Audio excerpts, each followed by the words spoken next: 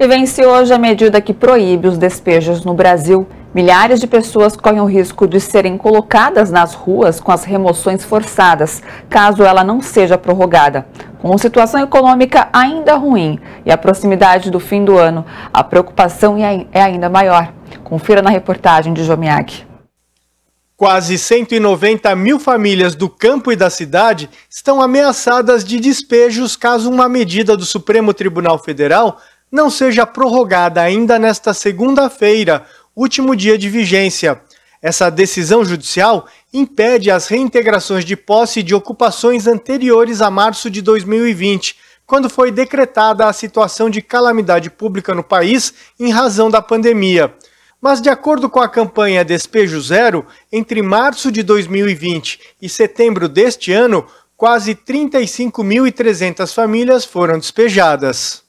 E, infelizmente, se a DPF 828 não for prorrogada, a gente vai ter uma situação que é caótica, né, de um despejo em massa. Porque os tribunais, tanto em nível estadual como também das comarcas, eles estão aguardando essa decisão, né, para poder fazer o cumprimento dessas reintegrações de posse ou não. Então, por isso é tão importante que, mais uma vez, essa DPF seja prorrogada. Por causa da medida, quase 38 mil pessoas já foram protegidas de despejo, mas a partir de amanhã podem ser removidas. O PSOL, com o apoio de entidades da campanha Despejo Zero, foi à Justiça pedir a prorrogação da medida.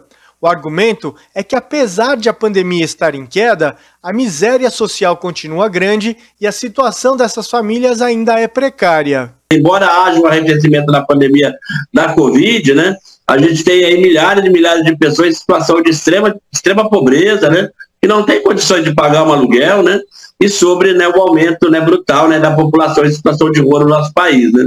Então tudo isso foi levantado, né, no pedido ao ministro Barroso, e nós esperamos sensibilizar o STF mais uma vez, né, considerando aí que nós temos uma expectativa diferente agora, né, para o próximo ano em relação às políticas públicas na área de habitação.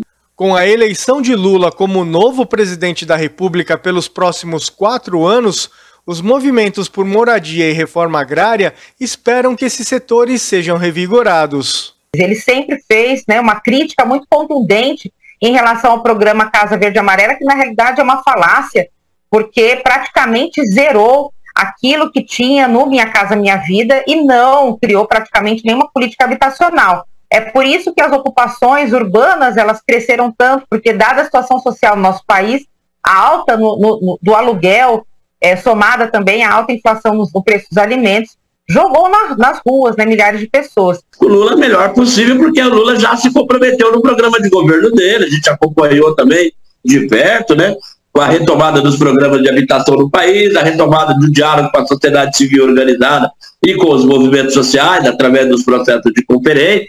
Ontem mesmo ele falou isso, né, no próprio discurso dele, e falou diversas vezes, né, que iria retomar os programas de habitação popular no Brasil, né, e a gente sabe, né, que parte da situação associada aos conflitos de terra no Brasil nesse período da pandemia está associado, né, a uma falta, né, de diálogo com os movimentos do campo e uma falta de solução no âmbito da reforma agrária e também no âmbito da reforma urbana e o desmonte brutal das políticas públicas, das políticas sociais na área de acesso à terra e na área de habitação no país, né.